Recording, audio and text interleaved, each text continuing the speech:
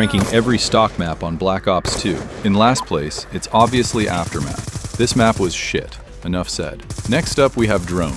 This map wasn't completely terrible, but it was very forgettable, and was pretty awkward to navigate with very little flow. In 13th, we have Yemen, another map that had way too many routes. Apparently this is getting remastered in BO7, which would be a complete waste of a remake when there's so many better options. Next, we have Overflow. This map played decently in modes like Demolition and Domination, but it wasn't really anything special, and some parts of the map would just never get used in-game. At 11, it's Turbine. This was a solid map for sniping, and some of the most iconic trick shots of all time were hit on this map. However, the map was massive, so it wasn't that great if you were trying to red-gun. It was definitely overhated though. At number 10 we have Cargo, an overall solid map with some interesting dynamic map elements with the containers moving about. However, there were better maps on this game. And at number 9 we have Express.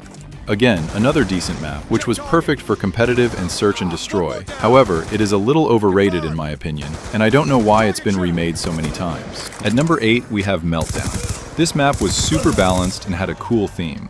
The map might not have been anything crazy, but it's better than a lot of maps that get made in the newer CODs. In 7th place, we have Plaza, one of the only nighttime maps on the game. The dubstep rave music made this one of the more iconic maps on the game, and is due a remaster. In 6th, we have Carrier, one of the more underrated maps on the game, and had one of the more unique layouts on the game thanks to the lack of the 3-lane structure. In 5th place, it's Slums, one of the better competitive maps on the game, especially in Hardpoint. And while it might not have the same wow factor as the next 4 maps, it was still a really strong map. At 4th, we have Nuketown, and while this map has been remade to death, the BO2 version was easily one of the better ones, and the futuristic theme fit this map perfectly, unlike some of the future versions of the map. In 3rd place, we have Hijacked, one of the most aesthetic maps ever made, was well balanced, and was easily one of the most fun maps to play on this game, no matter your playstyle. In the runner-up spot, it's Standoff, and despite this being a pretty simple map, the layout made this map play fantastically in every mode.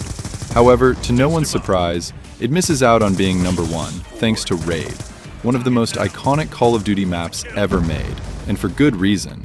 Every part of the map was unique and served a purpose, and was incredible in every single game mode.